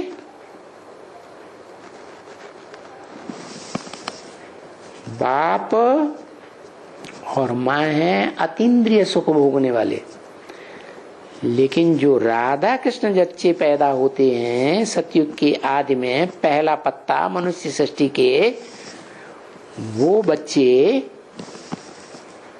अतीन्द्रिय सुख वाले नहीं कहे जाएंगे। वो ज्ञान इंद्रियों में जो श्रेष्ठ इंद्रियां हैं, क्या? आंख है, उसका सुख भोग करके संसार चलाते हैं। संसार की वृद्धि होती है, जनसंख्या बढ़ती है, ऊपर से आत्माएं आती रहती हैं और उनकी पीढ़ी में जो जन्म लेने वाले बच्चे हैं उनमें प्रवेश करके देवताओं का पाठ बजाती है। माने मतलब ये हुआ कि ऐसे नहीं है कि सब सूर्य की तरह होंगे, नहीं। जो सूर्य की तरह हैं बनने वाले बच्चे, वो ही हो सकते हैं जो ज्ञान सूर्य के प्रैक्टिकल संसर्ग संपर्क संबंध में आए हों। क्या प्रैक्टिकल का मतलब है? ज्ञान इंद्रियों के भी संसर्ग संपर्क में, कर्म इंद्रियों के भी संसर्ग संपर्क में आए हों और संकल्पों में भी अच्छे से आए हों, समान संकल्प वाले होंगे तो नंबरवार, तो वो हैं सूर्यवंशी बच्चे। तो बताया हमको सूर्यवंशी बनना है। माना आदि नारायण जो अतीन्द्रिय सुख भोगने वाला डायनेस्टी वाला है, वो तो सूर्य है ही डायरेक्ट, लेकिन उससे जन्म लेने वाली जो पीढ़ी है वो भी सूर्यवंशी कही जाएगी। किसका वंश है? कलातीत सूर्य का वंश है ना। सूर्य की कलाएं होती हैं या चंद्रमा की कलाएं होती हैं? सूर्य की कलाएं होती हैं। तो जो चंद्रमा के रूप में पार्ट बजाने वाली ब्रह्मा और कृष्ण की आत्मा है, उसको भगवान के रूप में ऋषियों महर्षियों ने बाद में मान लिया, जबकि वो भगवान है ही नहीं। वो तो उतरती कला में जाता है, वो भगवान कहां से हो गया? और वैसे भी बच्चे को भगवान कहेंगे? बच्चा राजयोग सिखाएगा, है?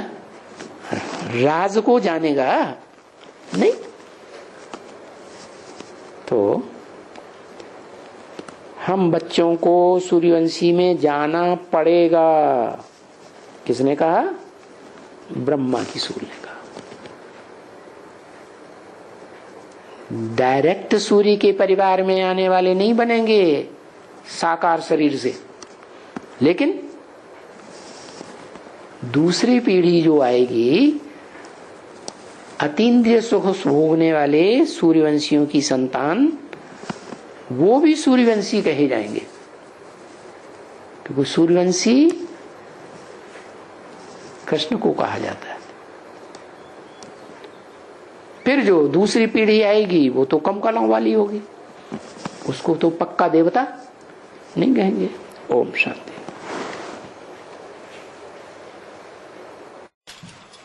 तो ब्राह्मणों के परिवार में एडवांस में भी ऐसे बहुत है, उनको कोई प्रश्न ही पैदा नहीं होता, सब बात सत्य वचन मारा। ठीक है कृपाधान, सत्य है दया निधान। पढ़े लिखे लोग कहते हैं तो महामूर्ख है, अंधश्रद्धालु है। अरे उनको कोई प्रश्न पैदा ही नहीं होता तो कुछ भी कहो। इधर आओ, इधर।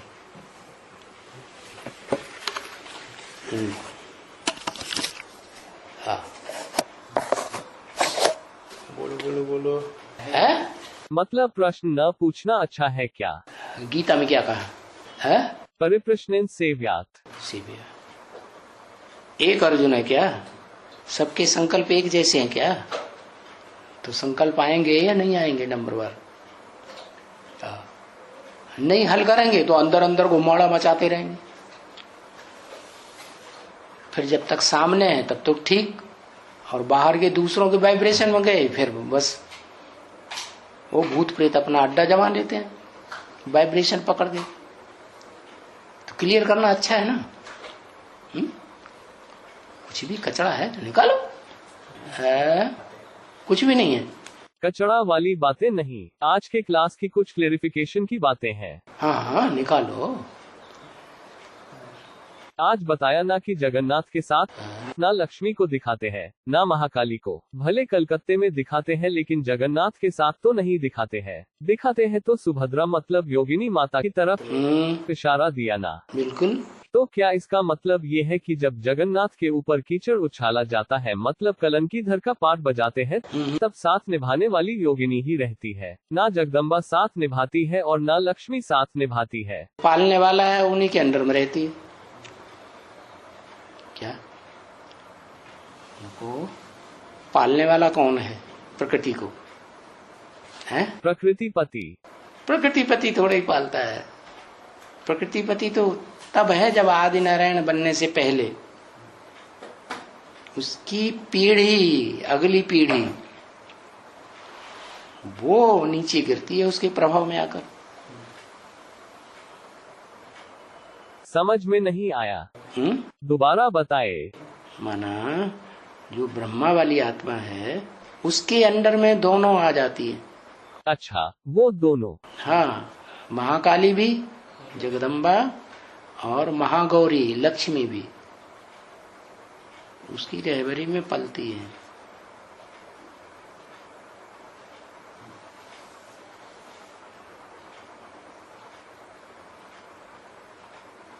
सन 47 से पहले क्या था? सेवक राम चला गया तो ब्रह्मा के कंट्रोल में आए दोनों, परा प्रकृति अपरा प्रकृति, महाकाली के रूप में पार्ट बजाने वाली, महागौरी के रूप में पार्ट बजाने वाली, दोनों किसके अंडर थी? कंट्रोल आ गई, उसी की आ गई, उसी से प्रभावित हो गई। भले बच्चियों के रूप में हो गई, माँ के रूप में हो गई। इसलिए जगन्नाथ के साथ सुभद्रा को दिखाते हैं। विशेष पाठ है। दाल भात खिलाएगा ना, क्या कि 36 प्रकार के भोग खिलाने वाला श्रीनाथ है, वो तो पश्चिम में है, द्वारिका में, गुजरात में। ये गरीबों के देश में है, उड़ीसा में, जहां लोग भूख मर रहे हैं, भूख से व्याकुल होकर मर जाते हैं, वहां जगन्नाथ पहुंचता है कि कोई भूख न मरे, पुरुषार्थ करने वाला। अगर मर रहा हो तो मंदिर में शरण ले आके, पेट तो भरेगा पुरुषार्थ करने के लिए।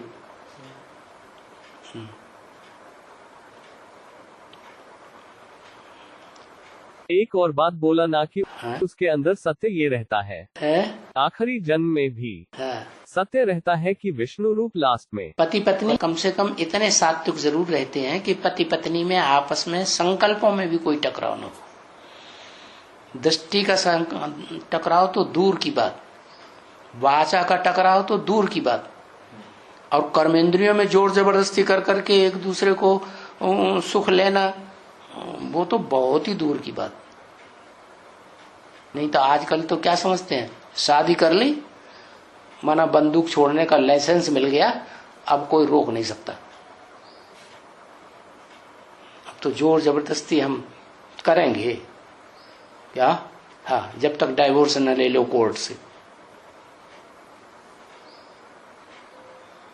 अब कोर्ट है भ्रष्टाचारी, भ्रष्टाचारी गवर्नमेंट के अंडर में। भ्रष्टाचारी गवर्नमेंट का मतलब ही है भ्रष्ट इंद्रियों से आचरण करने वाली गवर्नमेंट। जब गवर्नमेंट ही ऐसी है तो क्या होगा? मिलेगा ही नहीं, रखड़ती रहो। तो जब आखिरी जन्म में विष्णु रूप रहेंगे तो जहाँ जहाँ लक्ष्मी नारायण का 42 जन्मों में विष्णु रूप ही। राणा प्रताप में और वो उसकी हिस्ट्री में, शिवाजी की हिस्ट्री में देख लो, एक लिंग स्वामी मानते हैं कि 2-4 लिंग स्वामी मानते हैं? क्या परंपरा रहती है? एक लिंग जी। एक लिंग स्वयं, एक लिंग भगवान।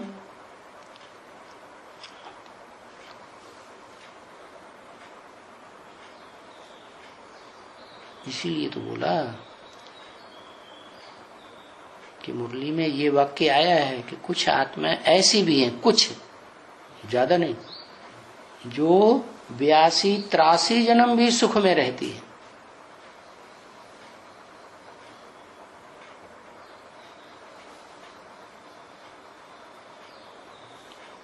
अंतिम जन्म में जाके गरीब बन गया। कैसे हीरों का व्यापारी, सच्चे कोई दुकान में आता ही नहीं। सभी झूठ बेच रहे तो सच्चाई को कौन पूछे। ऐसे ही ज्ञान रत्नों की दुनिया में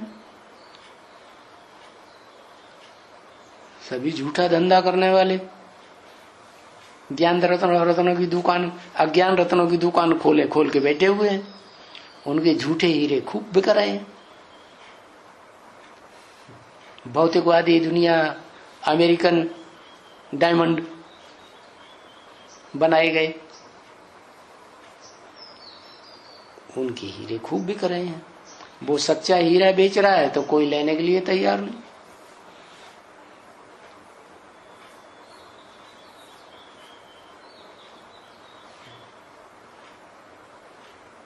और कोई तैयार भी हो जाए खुदा न खास्ता तो उन पर कुंभकर्ण सवार, उनको भी नहीं लेने देता।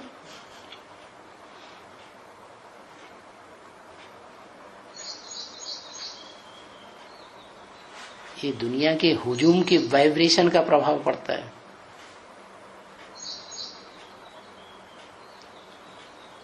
नहीं, धर्म स्थापना में धर्म स्थापक को धक्के खाने की वो पड़ती है मेहनत। सभी धर्म पिता ने ऐसे ही फॉलो किया। जो भी धर्म पिता आया, धर्म के धक्के खाए बिना धर्म की स्थापना ही नहीं हो सकती।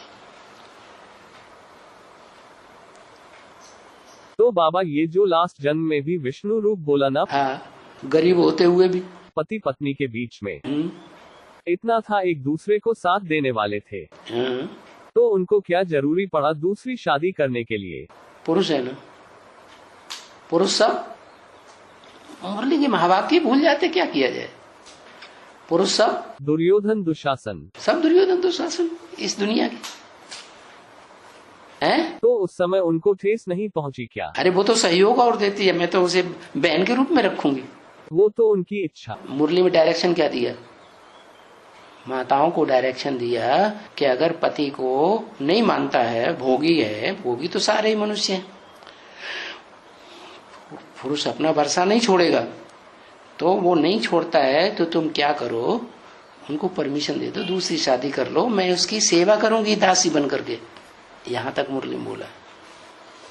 तो करती है कि नहीं? गलत करती है, श्रीमत के बरखिलाफ करती है। नहीं, फिर अंतिम जन्म में भी उसके अंदर श्रीमत भरी हुई है, लक्ष्मी के अंदर। हाँ, उसने कोई वाणी थोड़ी सुन ली थी उस समय। दुनिया की औरतें तो ऐसे थोड़ी करती हैं, वो तो सौतिया डाह में आ जाती है।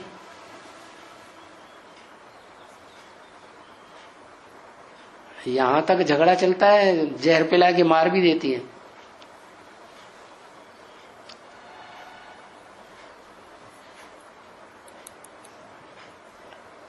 हाँ, और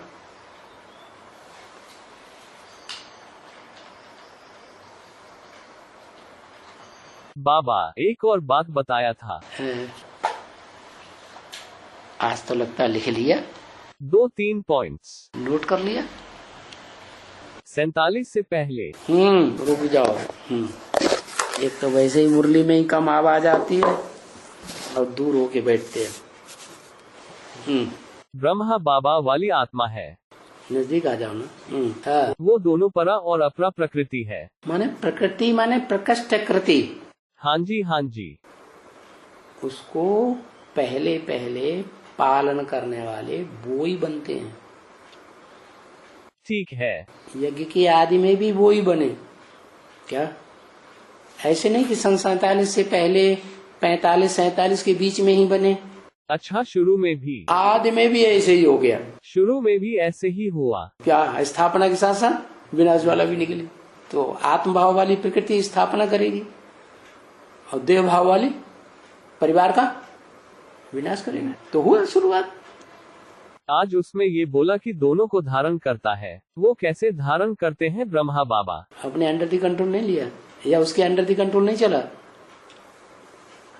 ब्रह्मा कुमारी ईश्वरी विश्वविद्यालय स्थापन करने के बाद वो दोनों आत्माएं उसे अंडर दी कंट्रोल आ गई कि नहीं? प्रभाव से प्रभावित हुई या नहीं? लेकिन ये खुद ड्रिल कराने वाली आत्माएं थी ना। कौन? ऐसे अच्छे अच्छे बच्चे थे जो मम्मा बाबा को डायरेक्शन देते थे। कौन? ड्रिल कराते थे। ड्रिल कराते थे जब तक शिव ने प्रवेश किया तभी तक ना। हाँ जी। फिर बाद में किसमें प्रवेश किया? वो तो ये लोग शरीर छोड़ने के बाद ही तो ब्रह्मा बाबा में प्रवेश किया ना। जो जरूरी नहीं। वो रहते रहते जब पाकिस्तान बना हाँ, तब तुम्हारा जन्म भी हुआ। दोनों काम साथ साथ हुए। लक्ष्मी वाली आत्मा के लिए बोला ना। दोनों के लिए बोला, जगदम्बा के लिए नहीं बोला। हा? पाकिस्तान बना तो तुम्हारा जन्म भी हुआ। तो वो दोनों मौजूद है और ब्रह्मा बाबा में सुप्रीम सोल प्रवेश करना शुरू कर दिया था क्या? उसे पुरुष तन चाहिए या स्त्री चूल्हा ही चाहिए? स्त्री चूल्हा होगा तो अपना प्रैक्टिकल प्रभाव दिखाएगा या नहीं दिखाएगा? क्या प्रैक्टिकल प्रभाव? पुरुष सब दुर्योधन दुशासन कन्या माताओं को आज की दुनिया में कंट्रोल में लेने के स्वभाव संस्कार वाले होते हैं। हमारे अंडर में चलो। वो तो उनकी बड़ी बहन थी ना। तो बड़ी बहन थी तो क्या हुआ? बड़ी बहन जो है वो प्रभावित नहीं हो सकती? जब ये डिक्लेयर हो गया कि तुम्हें ब्रह्मा के रूप में पार्ट बजाना है, नई दुनिया में तुम कृष्ण बनोगे, तो माताएं जो हैं वो कृष्ण के प्रति, कृष्ण वाली आत्मा के प्रति आकर्षित नहीं होती हैं? आकर्षित होती है। फिर अभी तक तो कोर्स में यही समझ रहे थे क्या कि 47 में जब वो दोनों माताएं परा प्रकृति और अपरा प्रकृति दोनों शरीर छोड़ने के बाद ब्रह्मा बाबा में प्रवेश करना शुरू हुआ था। तुम समझते थे, तुमने अनुमान लगा लिया। अनुमान लगाने से तो नुकसान होता है, इसलिए क्लेरिफिकेशन कर रहा हूँ। वो दोनों जीते जी ब्रह्मा बाबा में प्रवेश करना शुरू कर दिया था सुप्रीम सोल ने। सुप्रीम सोल को पता है कि स्त्री चोला जो है किस स्वभाव का होता है, अंडर दी कंट्रोल जाने का। हाँ, इसलिए कन्याओं माताओं को भारत में बहुत सुरक्षित करके रखा जाता है। कन्या है तो माँ बाप उसको बहुत सुरक्षित करके रखेंगे, समाज के संपर्क संसर्ग में आ जाए। पत्नी बनेगी तो भी उसको अंडर दी कंट्रोल रखेंगे, कहीं ऐसा ना हो दूसरा कोई हाथ लगा दिया और ये ढेर हो जाए। स्त्री चोला का स्वभाव ऐसा है, कलयुग द्वापर कलयुग में आके अबला बन जाती है। ये कामेंद्रिय का जो दुनिया तक चलती है, भ्रष्टाचारी अंगों की दुनिया, ये उनको कमजोर बना देती है। उनका चोला ही ऐसा है, शरीर ही ऐसा है। पुरुष कठोर होता है, इंद्रियों से भी कठोर, मन से भी कठोर, बुद्धि से भी कठोर। स्त्री कोमल प्रकृति की होती है। मतलब 42 के आसपास प्रजापिता की हत्या कर लाश गुम कर दी। तो उस दौरान 42 से लेकर ब्रह्मा बाबा जब तक वानप्रस्थी नहीं बने 46-47 के बीच 60 साल के जब तक न हो तब तक शिव प्रवेश नहीं कर सकता उनमें प्रवेश नहीं कर सकते। तब तक यज्ञ के आदि वाली उन दो माताओं में उनकी प्रवेशता हुई, उनके द्वारा कार्य होता रहा। और जैसे ही इनकी वानप्रस्थ अवस्था हो गई तो ब्रह्मा बाबा द्वारा कार्य होना शुरू हो गया। मतलब वो दोनों माताएं भी थी और वानप्रस्थ होने के बाद सुप्रीम सोल का ब्रह्मा बाबा के द्वारा पाठ शुरू भी हो गया। बिल्कुल।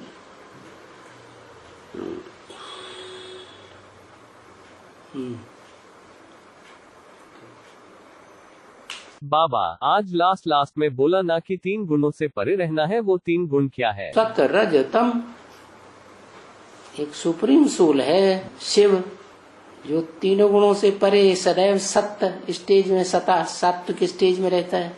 सत्व प्रधान भी नहीं, सतो प्रधान, सिर्फ प्रधान नहीं, प्रधान का मतलब है वो प्रधानता है और दूसरे गुणों का न्यूनता है।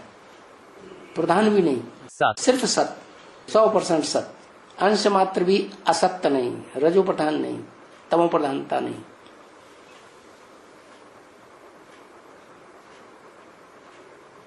जिसमें प्रवेश करता है उसको भी ऐसा बनाता है, वो ऐसा बनता है प्रैक्टिकल में, प्रैक्टिकल पार्टधारी बनता है, क्योंकि वो तो है थ्योरी। जिसमें प्रवेश करता है वो है शरीरधारी। तो प्रैक्टिकल में हेवन की स्थापना करने वाला कौन? थ्योरी या थ्योरी और प्रैक्टिकल दोनों करने वाला? दोनों। तो कौन हुआ? हेवनली गॉडफादर जिसे कहते हैं, वो वास्तव में तो आदम ही शिव समान बन जाता है। शिव बाबा, शंकर ही शिव समान बन जाता है, इसलिए शंकर का ही नाम शिव के साथ जोड़ा जाता है, किसी का नाम नहीं जोड़ा जाता।